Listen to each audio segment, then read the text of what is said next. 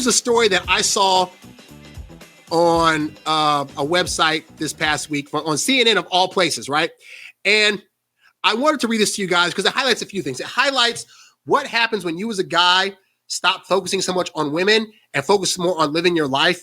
And it also points out the hypocrisy of women, and it points out the idea that women are never going to give you the full story of previous relationships, and or it's going to be worded up in a way where it looks pretty so it doesn't make them look like the bad guy. But I wanted to go through this story. I thought it was very entertaining, and it shows off the things I just talked about. So let's bring this story to the stage. So I saw this story this week, and I've been saving this for like a week now because I really wanted to go over it to point out some things, right? So let me see, widen this out a little bit so it looks better. Okay, so this story, CNN, this is not even like a news story, right? It's the fact that CNN is already reporting this kind of stuff. It's kind of irksome.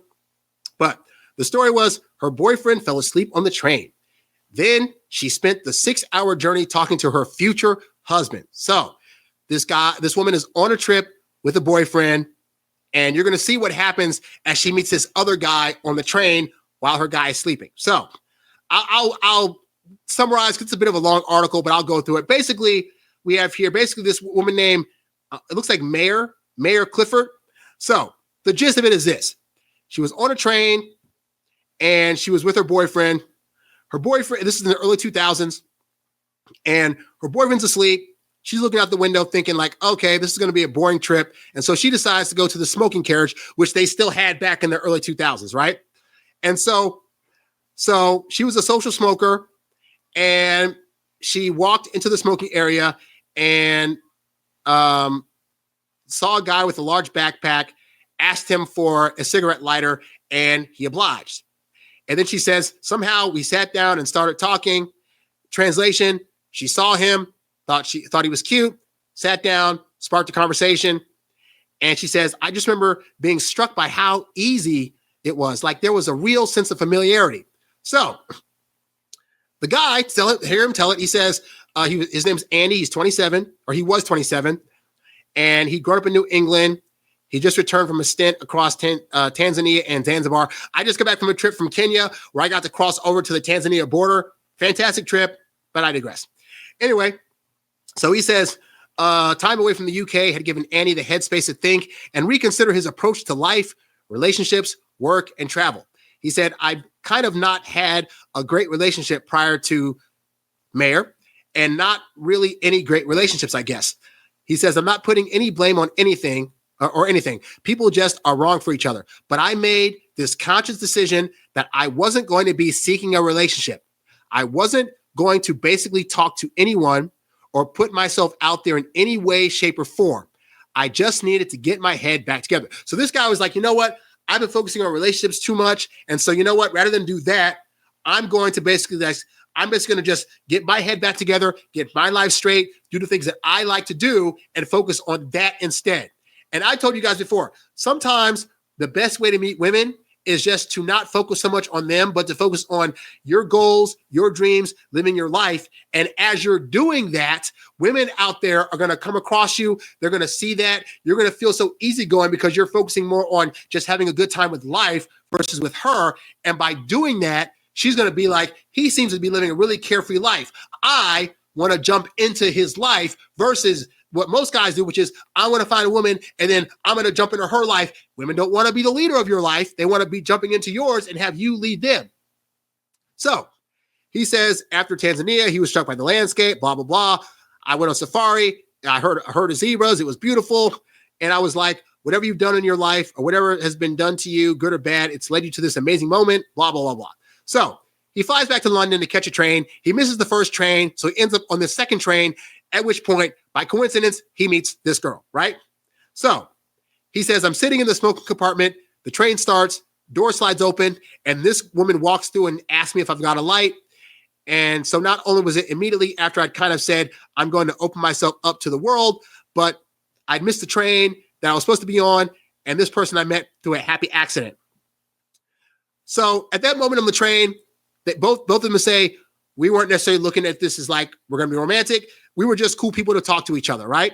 So, but it says, Still, Mare was struck by the thought that the connection was unreal with Andy. They were strangers, but they opened up quickly. So already, and she says also, to be fair, she says she told Andy that she was traveling with a boyfriend. And so as far as they're concerned, it's just a potential friendship, right? Okay.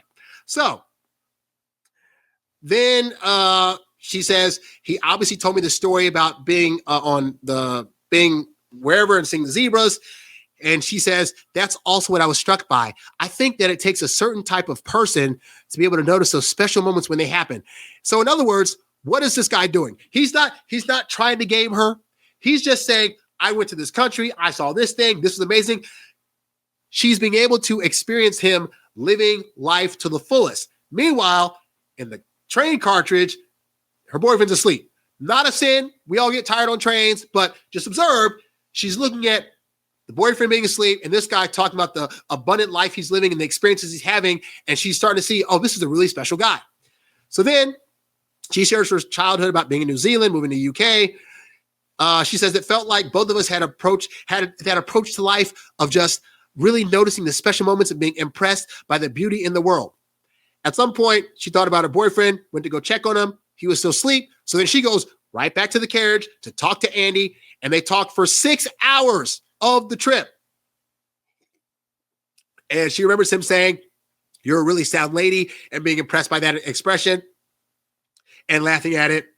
So Andy thought it was sweet. Oh, Andy was sweet that she thought, but there was nothing romantic about their connection, just a potential friendship, just talking, whatever, right? Andy says it was a really easy chat, just kind of our whole general vibe just clicked. I don't remember thinking she's really hot, just that she's really cool, and it was nice to get to know her, right? And then she also says she wasn't thinking he's just hot. It was just, oh, he's cool.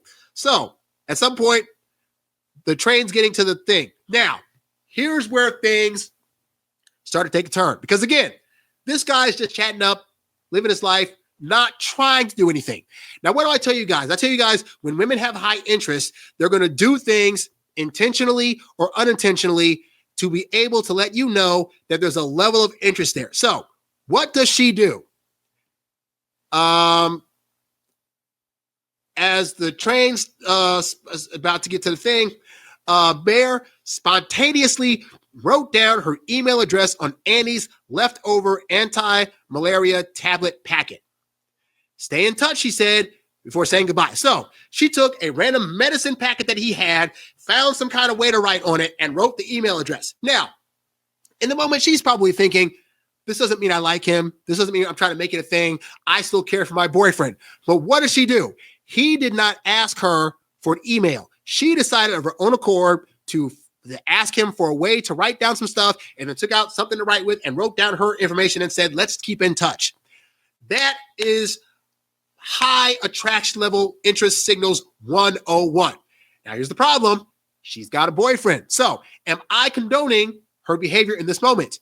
I am not. But I want you guys to understand that regardless of a woman's situation in life, whether she's with another person, whether she's married, when she sees somebody that she wholeheartedly has high interest in, even if she doesn't call it that in the moment, she's going to do stuff like this. She's going to be the one, because you guys will write to me like, I'm trying to get her to give me my contact information, but she just won't give me, she just giving me like the socials and I get blah, blah, blah. And I tell you guys, women that like you are going to enthusiastically give you their contact information with no struggle at all. So continuing on, after she left the carriage, Andy says he heard two people behind him that couldn't believe this hot chick came and just talked to him, because that just doesn't normally happen. Exactly. So the fact that she's brushing this off is like, oh, I just wanted to keep in touch. But no, you as a guy know. Most women are just haphazardly just giving you contact information and saying, contact me later. So these other people clearly saw what he had yet to see, but was obviously there, right? So then what happens? They get off a train, and she says, when I got off the train, and that whole weekend around Edinburgh, even though I was with the other person, I kept thinking, gosh, I hope I bump into that guy Andy again. And she didn't. So at this point, a woman that has high interest in her boyfriend and is faithful, what is she going to do? Well, I'll never hear from that guy again, but it's cool because I have my loving boyfriend here.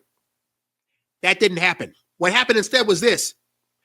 They didn't hear from each other. So a week or so later, she dropped Andy a friendly email. Hey, traveling man, the message began. And then we started emailing back and forth. Who started the contact? And I stress this because you guys are thinking, if I get a woman's number and we exchange information, I got to be the one to contact her and I got to reach out to her nonstop and be the first one. I keep trying to tell you guys, women, their thumbs magically work when they have high interest. Their typing, emailing fingers magically are able to make a message to you when they have high interest and want to stay in contact with you, as this woman demonstrates. Now, again, I don't condone her behavior because she still got a boyfriend. She would have been better to have dumped the boyfriend and then started contacting this guy. But as we all know, guys, women tend to monkey branch. They don't want to get rid of one relationship without knowing that they can hop over to another one. So this unfortunately, this behavior isn't out of the norm. I'm just pointing out to you, I don't like it, but women will do this, right? So let's watch how CNN tries to pretty up her actions. So it says, and then we started emailing back and forth, she recalls. A couple weeks later, Mare told her best friend Trudy about her new pen pal. She described the story of how they'd met on the train, kept each other company for the duration of the journey, and swapped details. I remember Trudy saying to me, quote, I think that there's something between you two. And I was like, oh, don't be ridiculous. He's so nice, just a good friend. Now, what did this friend not say?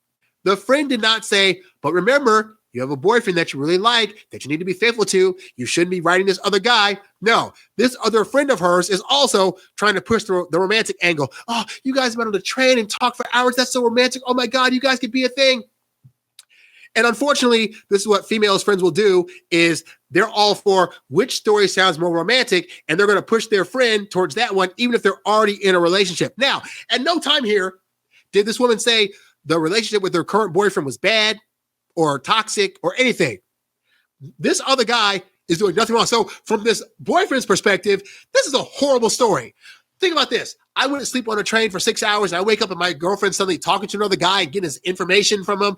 And now I was trying to keep in contact with him behind my back. Like, on the guy side of things, this is not a romantic story. I'm just telling you this, guys, because again, I'm trying to push to you that when women have high interest, even if they're in something that they seemingly are already happy with, they will move mountains to be with the guy they truly like. Again, how is CNN going to pretty this up? So we go to down here, but the emails didn't drop off. In fact, they became more frequent as the weeks turned into months. We ended up just communicating on the regular, and that progressed from emails to phone calls, recalls Mare. By then, here we go. By then, Mare's bartender boyfriend was in the past, but she still didn't see Annie as a potential love interest. Bullcrap. But here's the thing, right? How do they pretty this up? Well, they say weeks turn into months. Months on, the boyfriend was in the past. But when they first started contact, they weren't. When she first started emailing him and doing phone calls, he was still very much in the picture. So what CNN's trying to do is say, but her actions are justified because, by the point they were in heavy contact, it was no longer a thing. I imagine that part of the reason they broke up was because he was able to see that she was contacting this other guy more and talking to him on the phone more and probably having text message sessions. And he was able to see that stuff and realize, what is my girlfriend doing? Right? So I put all this out just to say, guys, that don't let women gaslight you into thinking that, we get made to believe, oh, it's not that I don't want to give you the number, or it's not that I don't want to contact you, XYZ. When women, Doc Love used to say, high interest level cuts everything. When women have a high interest, they're going to do all the things to show you that they like you. And they're going to give you numbers, and they're going to give you emails. They're going to give you 5 different ways to contact them. And they're going to reach out to you first. And it's not that you as a guy can't do some of these things. Like, it's fine to ask women for information. It's fine to be the first one to reach out. But I'm letting you know, this is an example of the level of effort that women are going to put forth when they really, really, really want to be with you. And you should be accepting nothing less. So the next time you are talking to a girl and you're like, hey, let me get your number. And they're like, I don't know. Maybe I can just give you my social. That is not a woman that has high interest. You should stop, because you are not going to try to force a woman to like you when there are women out there like this that will practically throw themselves at you when they have a high interest, even to the point where they will give up previous guys they were dating, guys that they're currently dating, husbands that they're currently with. They will sacrifice all that stuff. And I'm not saying you should take those women, because those are women that if they're with you and they find somebody better, they'll do the same stuff to you. I'm just pointing out and giving you another example of when women want to, they will. So don't fall for the okie doke of women making you believe that you have to chase them in order to get them. Because as you saw in this example, if she's chasing you, not only can she not be replacing you, she will replace you from the previous guys that she was dating. Just want to point that out, guys. Just saying. Yeah, diabolical. She knew of course she knew what she was doing. And here's the thing. CNN's going to put it like that because we're in the era now where women can do no wrong, and all their decisions that they do and all their actions that they do are justified. So it was perfectly fine for her to just have an innocent back and forth with a guy she met, even though it's not her boyfriend. It was perfectly fine for her friend to point out that, oh, you two sound like you could be a couple, even though she was swearing up and down, no, we're just friends. Everybody saw it, but then because she didn't want to identify herself as a woman that had the potential to cheat on her boyfriend. But that's exactly what she was doing this entire time, as you were able to see.